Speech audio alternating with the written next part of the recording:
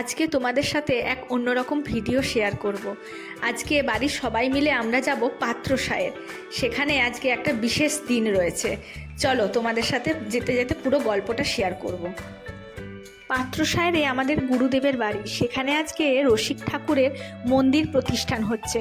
তাই আমরা সবাই মিলে আজকে সকালবেলাতেই বেরিয়ে পড়েছি। এখানে বুবাই দাদা ঘর থেকে রসিক ঠাকুরকে নিয়ে যাচ্ছে মন্দিরের উদ্দেশ্যে। এই রসিক ঠাকুরের কৃপাতে কিন্তু আমাদের বাড়িতে রাধা গোবিন্দের আগমন হয়েছিল। যতদিন এই রসিক ঠাকুর মন্দিরে ছিলেন না, ততদিন বাড়ির সবাই কেউ শান্তিতে ঘুমোতে পারেননি। কি না আজকে রসিক মন্দির ছাড়া, আজকে ফাইনালি রসিক ঠাকুর তার নতুন ঘরে যাবে, ভেবেই আনন্দ লাগছে। এখানে এখন রসিক ঠাকুরকে স্নান করানো হবে, শোধন করানো হবে, তারপরে রসিক ঠাকুরকে নিয়ে যাওয়া হবে মন্দিরে।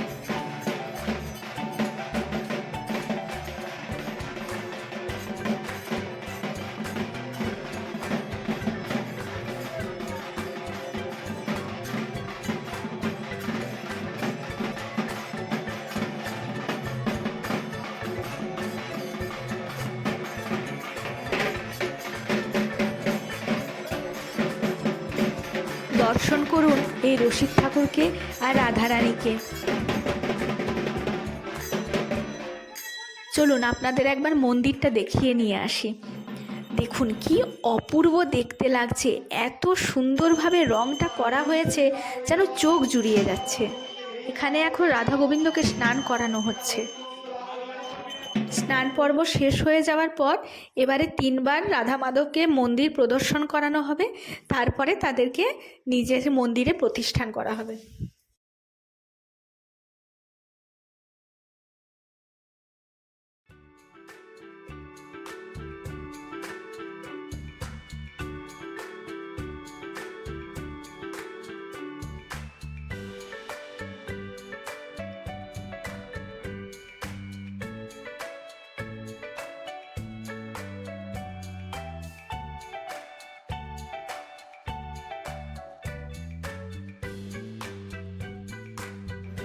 এরপর বুবাই দাদা রাধা মাধবের শৃঙ্গার করবে। তো শৃঙ্গার করার পর ফাইনাল লুকটা আপনাদের সাথে অবশ্যই শেয়ার করব। এখন বাজে দুপুর 2টো। আমরা প্রসাদের জন্য বসে পড়েছি।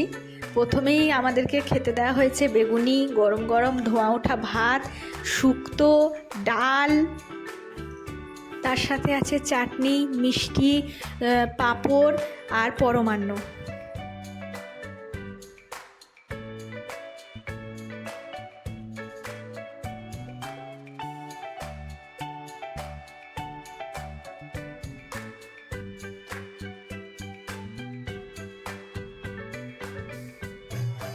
দর্শন করুন আমাদের রসিক ঠাকুরকে। চলো টাটা, বাই।